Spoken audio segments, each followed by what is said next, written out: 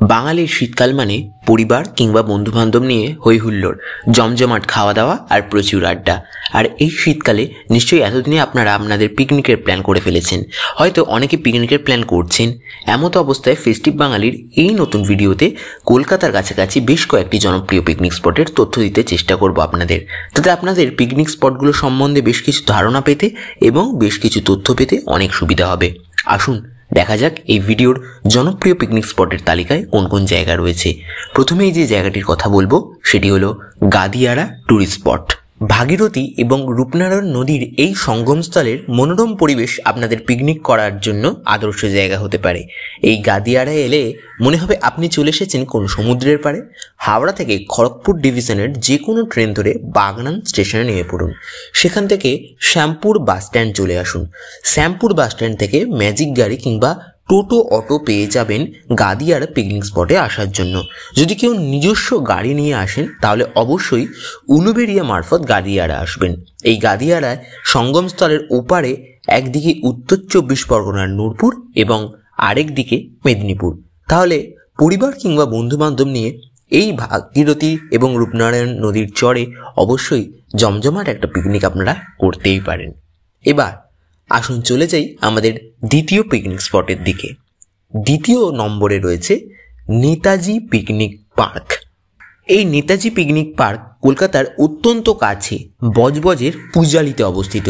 নদীর সামনে সুন্দর এই পিকনিক স্পট তোমরা সপরিবারে কিংবা বন্ধুবান্ধবকে নিয়ে উপভোগ করতে পারো। এখানে পার্কের সময়সীমা সকাল 10টা থেকে সন্ধ্যা 6টা পর্যন্ত এবং পার্কের এন্ট্রি ফি 10 টাকা। যারা পিকনিক স্পট বুক করতে চাইছো তাদের 2500 টাকার বিনিময়ে পিকনিক স্পটগুলি বুক করতে হবে। এই পার্কে মোট 20টি পিকনিক স্পট রয়েছে এবং বেশ কিছু কটেজ রয়েছে যা 3500 টাকার বিনিময়ে ভাড়া দেওয়া হয়। শিয়ালদা থেকে বজবজ শাখার ট্রেন ধরে বজবজ স্টেশনে নেমে সেখান থেকে বেরিয়ে টোটো ধরে বলতে হবে পূজালি নেতাজি পার্কে যাব। পার্কের সামনেই কিন্তু নামিয়ে দেবে টোটো কাকারা। কলকাতার কাছাকাছির মধ্যে আরও একটি জনপ্রিয় পিকনিক স্পট হলো উল্লাস পিকনিক স্পট, যেটি আমাদের এই পিকনিক স্পটের তালিকায় রয়েছে 3 নম্বরে।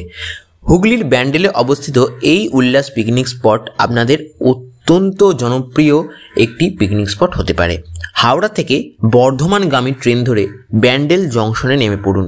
ওখান থেকে টোটো করে আপনারা পৌঁছে যেতে পারেন এই পিকনিক স্পটে। 2 থেকে 3,000 টাকা খরচা করে তোমরা এখানে পিকনিক স্পটগুলি বুক করে নিতে পারো।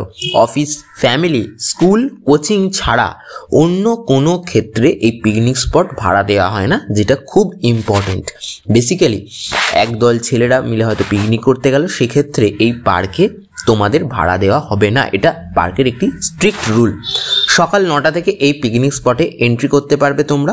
তার আগে যদি তোমরা এন্ট্রি করতে চাও তাহলে তোমাদের ঘন্টা পিছু 100 টাকা করে গুনতে হবে।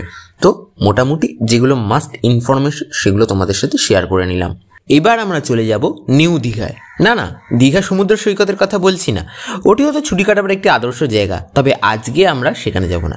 আজকে আমরা যে জায়গাটির কথা বলবো সেটি অবস্থিত হুগলির চন্দননগরে। হ্যাঁ, ঠিকই ধরেছ, 4 নম্বরে রয়েছে চন্দননগরের নিউ দীঘা পার্ক। হাওড়া থেকে বর্ধমানগামী যে কোনো ট্রেন ধরে চন্দননগর স্টেশনে নেমে পড়ুন এবং চন্দননগর স্টেশন থেকে আপনারা অটো পেয়ে যাবেন এই নিউ দীঘা পর্যটন কেন্দ্র বা নিউ দীঘা পার্কে পৌঁছাবার জন্য। পার্কের প্রবেশ মূল্য 20 টাকা এবং বাইক পার্কিংয়ের জন্য 15 টাকা প্রতি ঘন্টা। এই নিউ দীঘা পার্কে প্রায় 150টি মতো পিকনিক স্পট রয়েছে। পরিবার, বন্ধুবান্ধব সকলকে নিয়ে এখানে খুব সুন্দরভাবে আপনারা পিকনিক করতে পারবেন এবং পার্ক থেকেই পিকনিকের আয়োজন এবং বাকি সমস্ত আয়োজন করে দেয়া হতে পারে। তার জন্য আপনাদের আগে থেকে বুকিং করে নিতে হবে। এরপর আপনাদের যে জায়গাটির সন্ধান দেব সেটি হুগলির ব্যান্ডেলে অবস্থিত আমার বাংলা পিকনিক উদ্যান। পরিবার কিংবা বন্ধুবান্ধব কিংবা অফিস কলিগ থেকে শুরু করে সকলকে নিয়ে পিকনিক করার একদম আদর্শ একটি জায়গা হতে পারে। ব্যান্ডেল স্টেশন থেকে টোটো অটো ধরে আপনারা এই পিকনিক উদ্যানে পৌঁছে যেতে পারেন এবং এখানেও কিন্তু অগ্রিম বুকিংয়ের বন্দোবস্ত রয়েছে। প্রচুর পিকনিক স্পট রয়েছে, খুব সুন্দর একটি উদ্যান। এই উদ্যানটিতে বাচ্চাদের খেলার পার্ক থেকে শুরু করে আলাদা টয়লেট থেকে শুরু করে বিভিন্ন ধরনের বন্দোবস্ত করা রয়েছে এবং পিকনিক স্পটগুলিকে আলাদা আলাদা করে মার্কিং করা রয়েছে, যেটা খুব ইম্পর্ট্যান্ট একটা জিনিস এই পিকনিক। কলকাতার কাছাকাছি আরও একটি আদর্শ পিকনিক করার জায়গা হলো ওয়ান্ডারল্যান্ড পার্ক বা KMDA পার্ক, যেটি চন্দননগরে অবস্থিত। হাওড়া থেকে বর্ধমানগামী যে কোনো ট্রেন ধরে আপনারা চন্দননগর স্টেশনে নেমে পড়ুন এবং চন্দননগর স্টেশন থেকে টোটো কিংবা অটো ধরে আপনারা এই পার্কে পৌঁছে যেতে পারবেন। এই পার্কের টাইমিং সকাল 8টা থেকে সন্ধ্যা 7টা। সপ্তাহে 7 দিন খোলা এই পার্ক এবং সন্ধ্যা 6টায় টিকিট কাউন্টার বন্ধ হয়ে যায়।